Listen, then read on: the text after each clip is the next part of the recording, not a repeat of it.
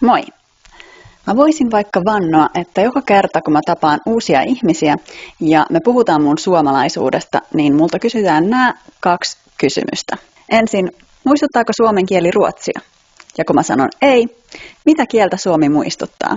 Ja sit mä voin joko vastata, että estiä ja unkaria, jolloin mun pitää selittää, että ei, mä en ymmärrä kumpaakaan oikeastaan sanaakaan, ne on niin kaukana toisistaan.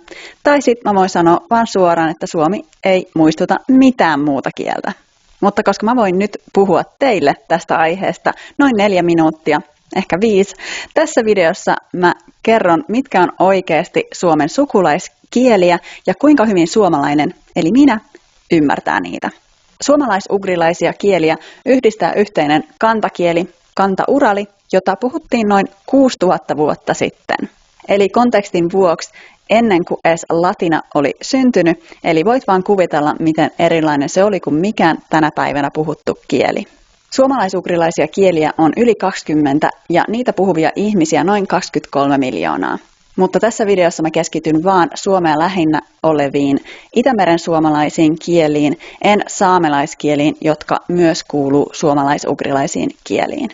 Mä katsoin myös, miten sanotaan yksi sama lause kaikilla näillä kielillä, jotta näette, miten lähellä ne oikeasti on toisiaan. Tämä lause on tietenkin minä rakastan sinua tai puhekielellä mä rakastan sua. Ensimmäisenä Pohjois-Norjassa puhuttu kveeninkieli tai kvääninkieli, joka on nykyään Norjan virallinen vähemmistökieli. Sitä puhuu enää muutama tuhat ihminen äidinkielenään. Mä kuuntelin pari videota kveeniksi ja täytyy sanoa, että se kuulostaa tosi paljon suomelta, vaan erilaisella aksentilla, joten mulla ei ollut mitään vaikeuksia ymmärtää sitä. Mä veikkaisin, että suomi ja kveeni on niinku Ruotsi ja Norja. Ja meidän esimerkkilause on kveeniksi rakastan sinua. Pohjois-Ruotsissa myöskin virallisena vähemmistökielenä on meänkieli, jota puhuu noin 60 000 ihmistä. Sama homma kuin kveenin kanssa, mä ymmärsin kaiken, mitä mä satoin löytämään meänkielellä, vaikka tuntuu, että siinä on enemmän lainasanoja Ruotsista. Jos mun lähteet on oikeassa, niin meidän esimerkkilause on mie rakastan sinua, eli oikeastaan sama kuin Pohjois- ja Itä-Suomen murteilla. Sitten inkeroisen kieli, jota puhutaan Venäjällä ja Virossa Suomenlahdella.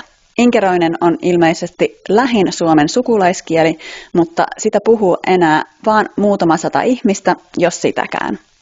Mä löysin tästä videon, jossa oli pelkästään jotain esimerkkilauseita ja se kuulostaa kyllä tosi paljon suomelta.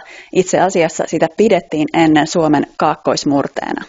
Mutta mielenkiintoista on, että inkeroiseksi meidän esimerkkilause on mie suvvaan sinua, eli verbi rakastaa on erilainen. Sitten Karjalassa on karjalan kieli, jota puhuu noin 60 000 ihmistä.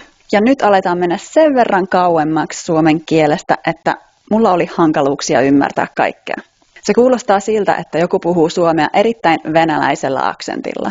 Ja meidän esimerkkilause on suvaitsen sinua, eli tässäkin verbi rakastaa on erilainen ja lähempänä inkeroisen kieltä. Jos joku teistä puhuu näitä kieliä, niin pahoittelut, jos mä lausuin nämä väärin. Mä laitan tämän videon alle esimerkkivideot näistä kielistä, niin voitte käydä katsomassa, että ymmärrättekö te niitä. Nähdään ensi videossa. Moikka!